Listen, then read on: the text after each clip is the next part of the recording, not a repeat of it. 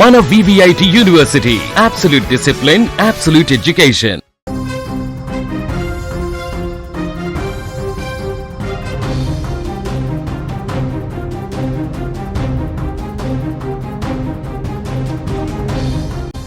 ఐపీఎల్లో ఆర్సీబీ విజయంతో కర్నూలులో ఫ్యాన్స్ సంబరాలు చేస్తున్నారు. అయితే ఆ ఆనందం శృతిమించడంతో పోలీసులు ఎంట్రీ అయ్యారు. ఐపీఎల్ ఫైనల్లో ఆర్సీబీ విజయం సాధించడంతో రోడ్లపైకి అభిమానులు పెద్ద సంఖ్యలో వచ్చారు. అనంతరం బాణసంచా కాల్చుతూ సంబరాలు చేసుకున్నారు. అయితే ఈ నేపథ్యంలో కొందరు యువకులు రెచ్చిపోయారు.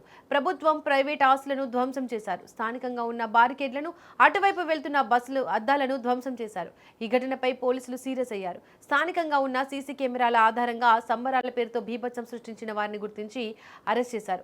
అనంతరం నడి రోడ్డుపై నడుచుకుంటూ కోర్టుకు తీసుకెళ్లారు. రైట్, ఇదే అంశానికి సంబంధించి మరింత సమాచారాన్ని మా ప్రతినిధి కిరణ్ అందిస్తారు. కిరణ్, చెప్పండి, ఈ ఎంతమందిని అరెస్ట్ చేశారు పోలీసులు? గొడవలకు కారణమవడానికి రీజన్ ఏంటి? విజయం సాధించడం నేపథ్యంలో కర్నూలులోని రాజీవ్ సెంటర్ లో సంబరాలు అయితే జరుపుకోవడం జరిగింది. యువత పెద్ద ఎత్తున వందలాది మంది యువత అయితే రాజీవ్ సెంటర్ చేరుకొని సంబరాలు చేసుకున్నారు. ఆ సంబరాలు కాస్త మొత్తం వ్యతిరేకత అయింది. అంటే సంబరాలు కూడా కొంచెం మితిమీరిపోయిన సంఘటన అయితే ఏర్పడింది.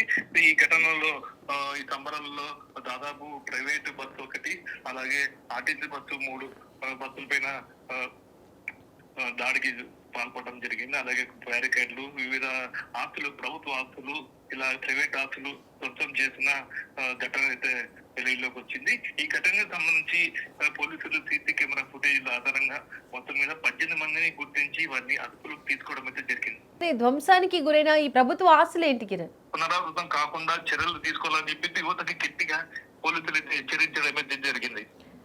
కిరణ్, ఆర్సీబీ అభిమాన సంఘాలు ఈ ఘటనపై ఏమైనా స్పందించాయా?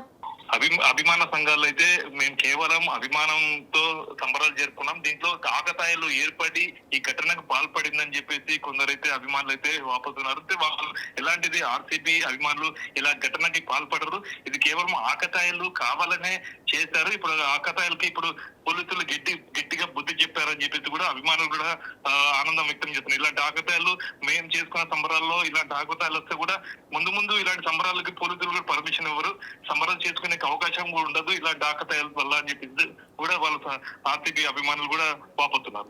కిరణ్, ఈ ఆస్తులు ధ్వంసం చేసిన ఘటనలో మొత్తం ఎంత మేర ఆస్తి నష్టం జరిగిందంటారు? ఆస్తి మీద మొత్తం మీద